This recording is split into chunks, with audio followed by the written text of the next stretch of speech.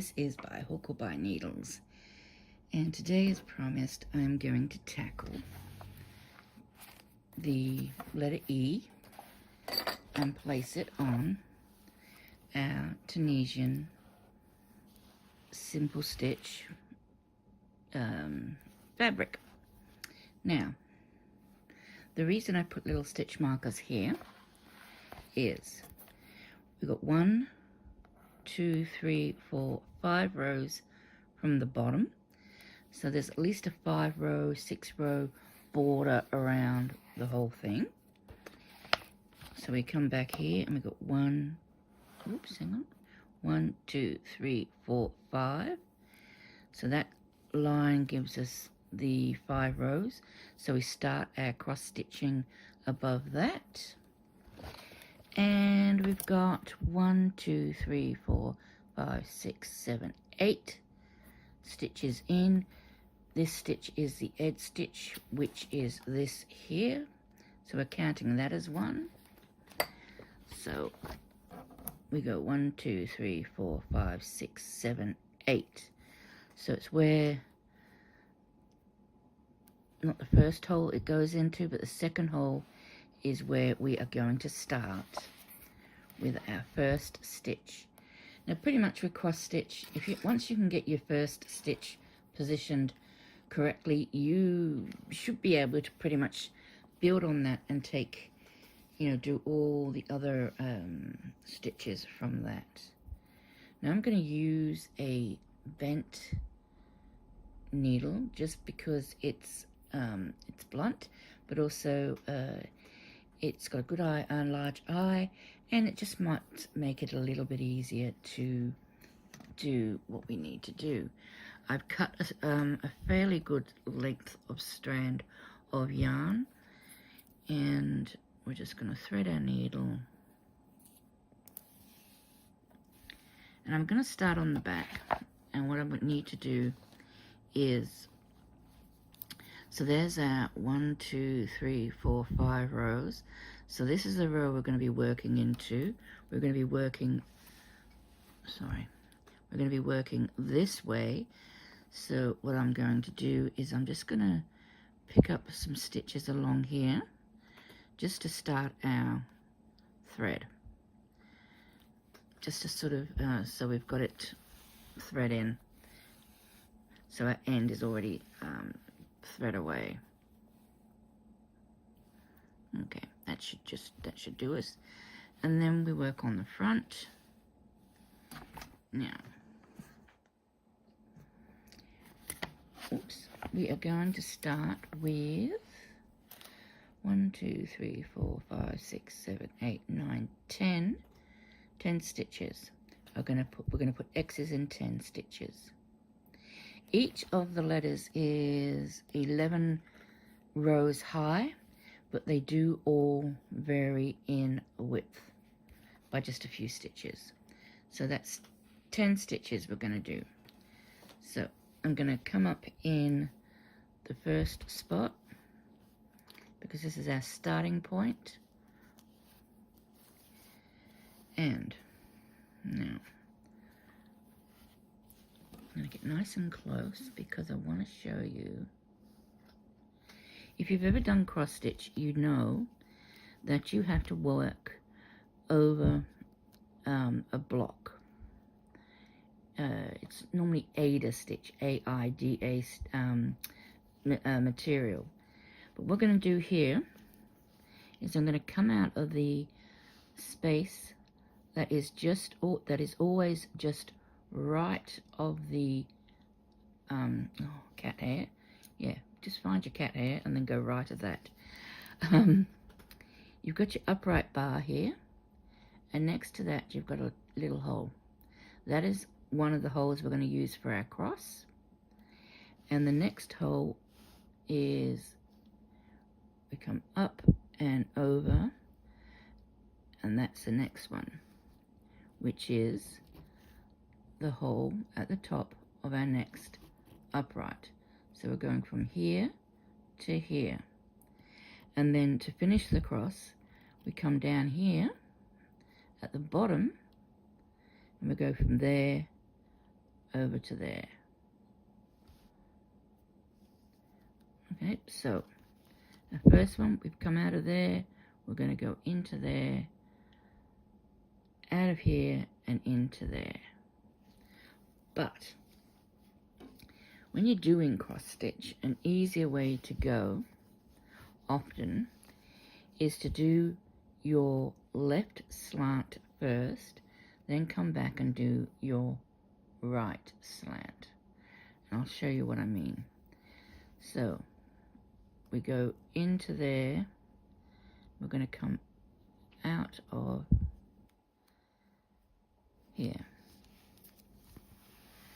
Now, that is our left slant. Now, I could come over here and finish the X, but I know I've got to do 10. So it really is quite, it's easier to do all your slants one way and then just come back the other way. That way you can often go in rows. In this case, we're not going to. It's a bit, you've got to sort of do a lot of forward thinking here. So what I'm actually going to do is I'm going to do left slants all the way across. Then I'm going to come up here and do these left slants. Then I'm going to do those left slants. Then I'm going to come back and do the right slants all the way back. And then that whole section is done. And then I just come, I'll go left and right, left and right, left and right. And then I'll come here and I'll go left. I'll go down here, up there, and there. And that way you're not carrying yarn. See, if I didn't do these few stitches here, when I'm down at this end, what would happen is when I'm here, I'd have to carry my yarn over. And that makes it look untidy on the back. Not that you're always going to see the back, I understand, but you also get a loose thread there. And when you've got white in particular, or cream, even though it's not actually poking through, or you're not carrying it over, you can sometimes see it. You can see the other darker color. So we're going to go across 10, 2 and 2, and then all the way back. I hope that makes sense. It just makes it, I feel, a little bit easier. So I'm just going to turn my work. Just come out a little bit. Oops. Don't want to come out too far. Let's have a look. So,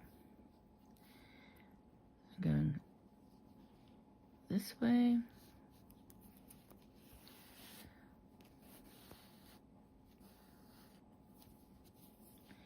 And you don't want to pull too tight on that because that's going to give you a very uneven look.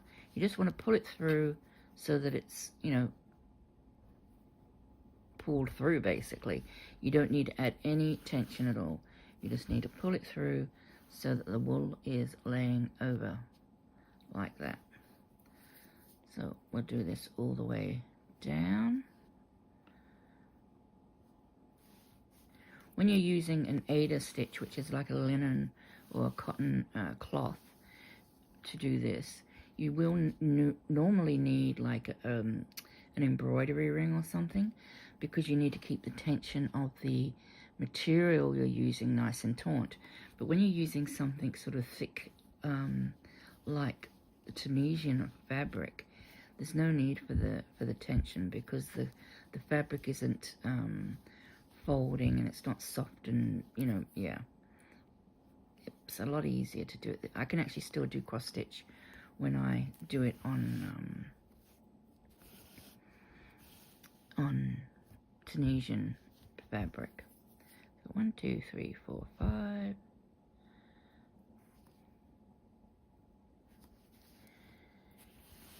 Now, when you're doing this as well, you don't want to make your strands that you're using too long, nor do you want to make them too short, and you'll get used to just sort of how long or short you need them.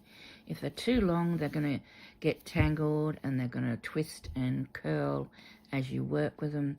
If they're too short, well, then you're changing, you're having to tie off and weaving an end and restart again too often. So it just sort of, it varies as to, what you want to do. 1, 2, 3, 4, 5, 6, 7, 8.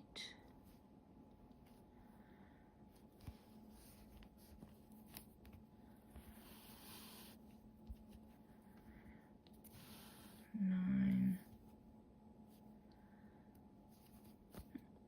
Need to find that one. There it is. That's 10. 1, 2, 3, 4, 5, 6, 7, 8, 9, 10. Okay. I'm going to put this yarn back in and go to the back because I don't need, getting caught up on the curl. I don't need to come out there because where I need to go next is over here. So this is where I'm going to come out because if we look at our graph, we're going to put the next 2 stitches above the last 2 stitches we just did. So we come up above the last 2 stitches.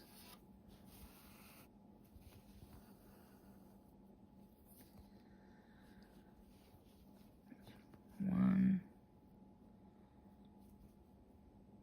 Oops. Sorry, I'm off screen again. 1. We're going to come up there.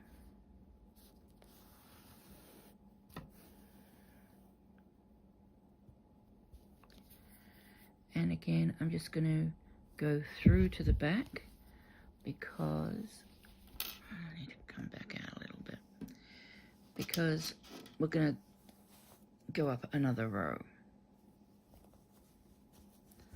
So up another row, but 1 across. So we go, oops, wrong letter. We go up another row and then 1 across. We do 2, but we're doing 2 so this bit sort of sticks out. You see that? So we've got 10, 2, 2. Just a matter of following on from the other where we started.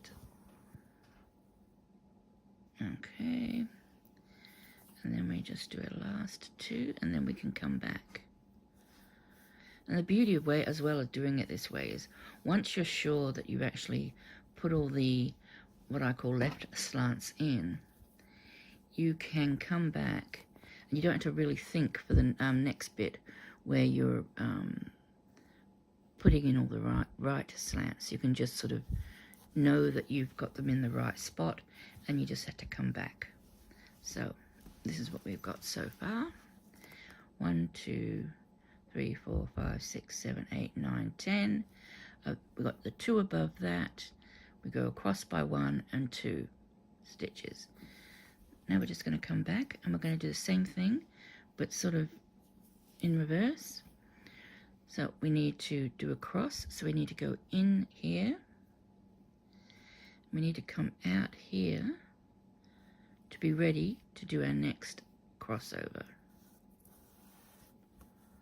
Oops, I've got a bit of knot.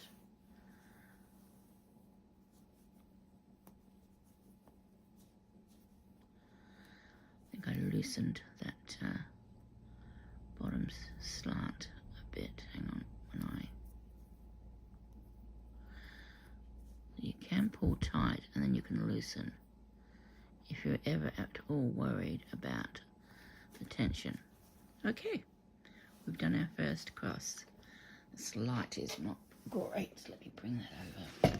See if that'll make it any better. You can see we've done our first cross. And now I'm in position to do our second one. I'm just going to...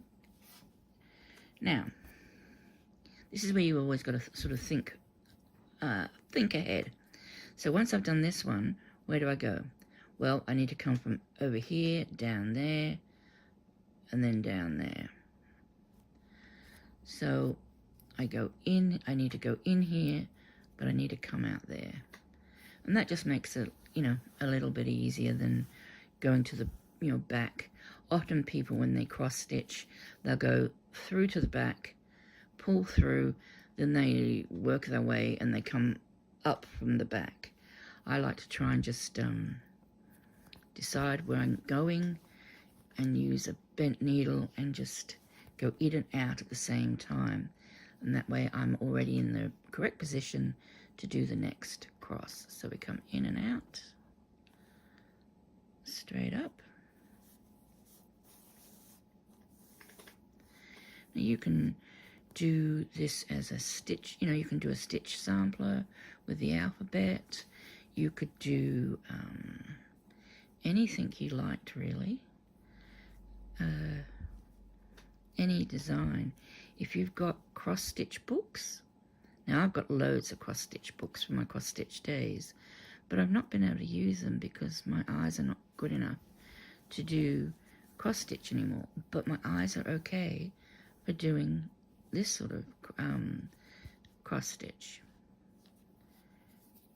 Okay, so now where we're going to go, we need to go in there to finish this crossover, and then we can either come out here and go down there, or we can come out here and go up there. Doesn't really matter. You know, if you're consistent, then the back will be more tidy. But no one's going to really see the back anyway. So I'm just going to go in there and out the bottom.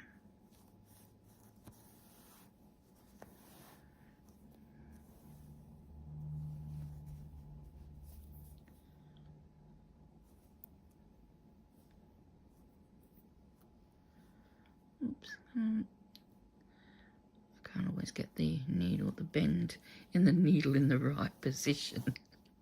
But there you go. Okay. And this is a really nice, quiet sort of activity to do too. It's, and because it's a blunt needle, it's something really that you can probably teach, you know, reasonably young kids. You don't, you know, and because it's such big cloth, you know, the holes are big and the square, you know, the squares are big and everything else. It's not a difficult craft to sort of start kids off. If you've got a child who wants to do cross stitches, get them started on this instead. And if they can do this and enjoy this, then they're going to enjoy cross stitch. But like I say, I've got a plethora of cross stitch books which I can now use simply by just making my own what's known as Ada cloth. It comes in different counts as to how many squares per inch I think there are. I think there's Ada 22 I used to use. And I think that meant 22 little tiny squares per inch. And that means, I think, 22, so it would have been, I'm not sure how they work it, but I think it's 22 up and 22 across. And so it's 22 by 22, whatever that works out to be. That's how many little squares would be in the hole, I think. But I could be corrected, and I wouldn't be upset. Okay. We're coming back, almost back to the beginning of our E. And then, of course, the next thing we're going to do is we're going to work up the edge. And as you can see, we're not putting a cross above those last two. So when I finish that last one, I want to come back out 2 stitches over to start these. Now you can, and I have done this when I've done cross stitching, you can sort of go, you know, left, left, left, left, left, left. And you can do all the lefts for the whole shape that you're making, and then come back and do them all. Or you can do it row by row. You can do it section by section. It's just really up to you. I don't, you know, if I did this by sections, I would do that section next. But then when I'm finished, I'm down here with my thread, but I need to be up here. So I would do these row by row, and then come up to this section and go back, and then do these row by row. You'll get the hang of it. It's just, it really is just sort of common sense, I guess, in a way. You sort of look at and see where you're going to, how to get there, how to get back, you know, and that sort of thing. Now, I think I might have mentioned in the last video, I'm not sure, I am using an acrylic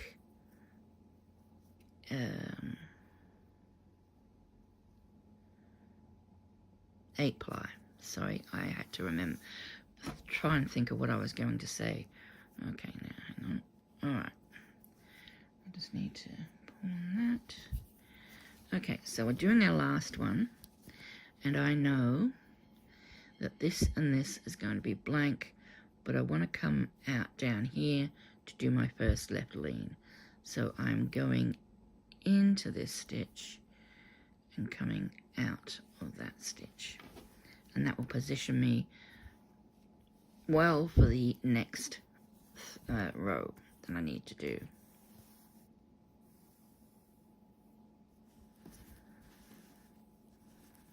Okay, let me show you and we'll see. So, yeah, you can see what I've done there. I'll keep going and I'll just do 1, 2, 3, these 4 rows, and I'll see how the time is. So, we're doing 4 rows of 3. So,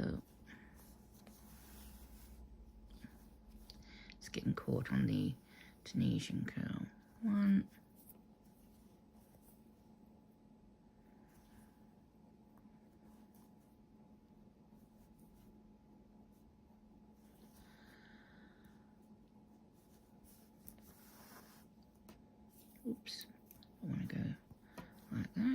2, and hang on, where am I going? Yep, 3. So I had to stop and think where I was going. Okay, so I've done those 3. And then we're just going to go up to here. I'll need to come out here to go up to there, come out here to go up there. So I'll go into there to come out here.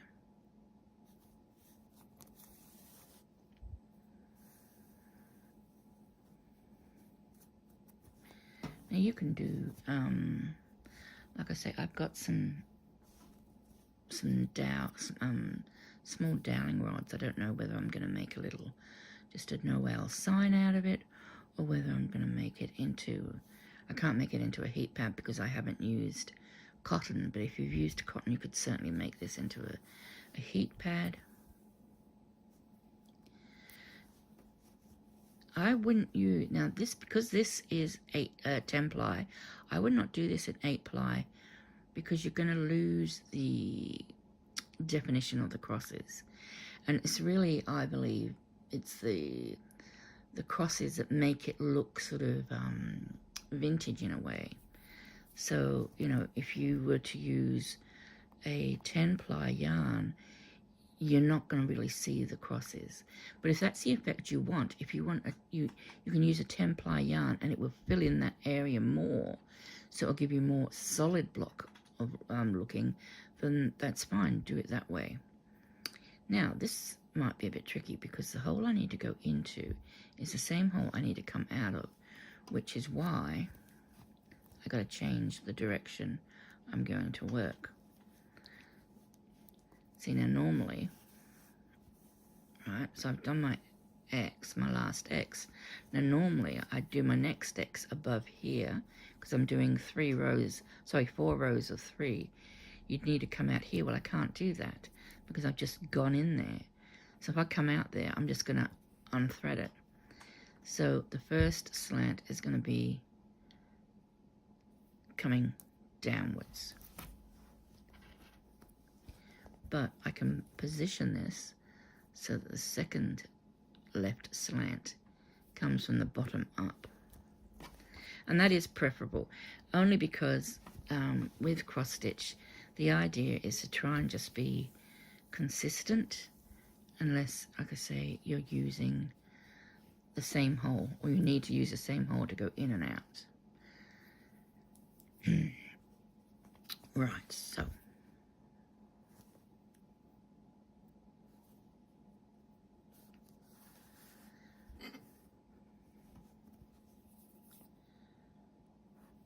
see, and here we go again.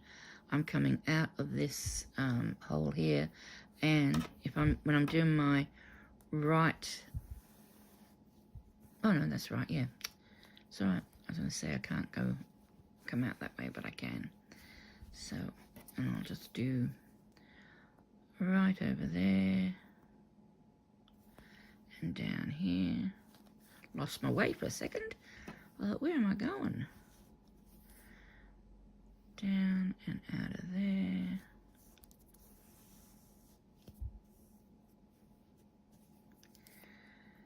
And then down and out of there. When doing cross stitch, you probably, the most you want to do, as in carrying your yarn. Whoops, I came out there and I shouldn't have. I'll just pop back in there. Because I need to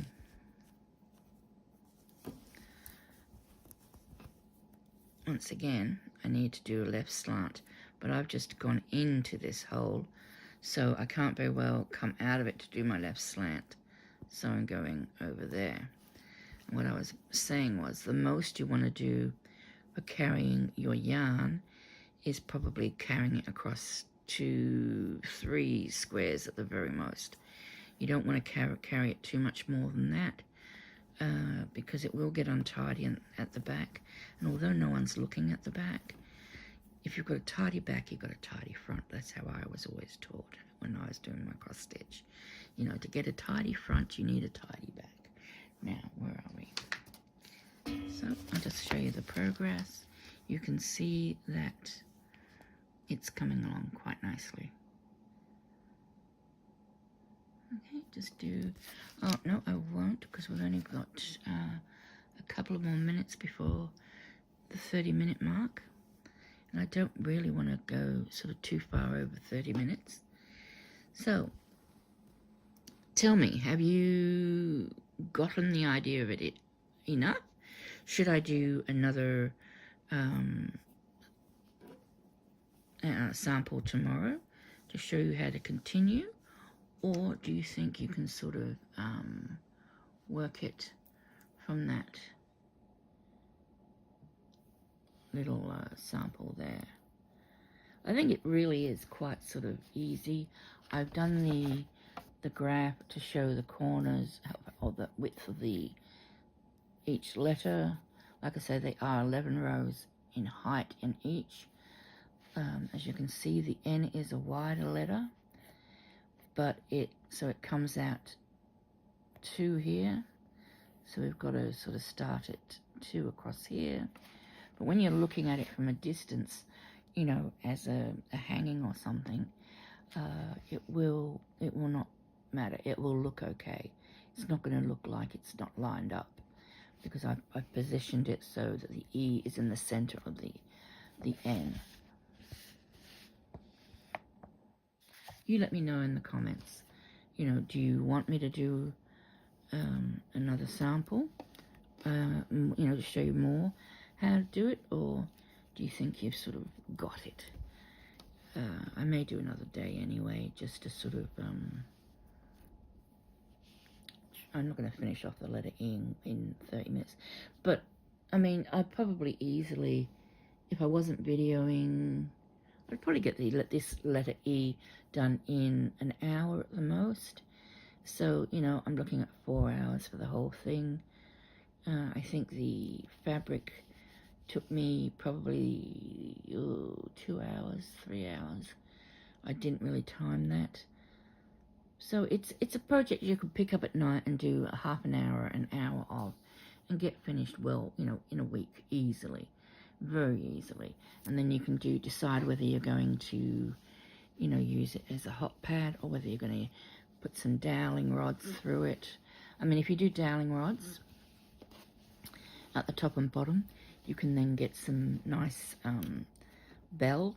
I mean, I'm going to edge this in red too, by the way. I'm actually going to put a simple crochet border on it that will stop it from curling, but it'll also, you know, finish it off nicely. And but you could, you know, hang from the doweling, from the wooden rods. You could hang like Christmas bells, Christmas baubles, whatever you wanted, and that would look really quite cute too. And if you wanted to do some holly leaves around it or whatnot, you could do that as well. All right, I'm going to leave that there. Take care, everybody. I will see you next time. Till then, bye for now.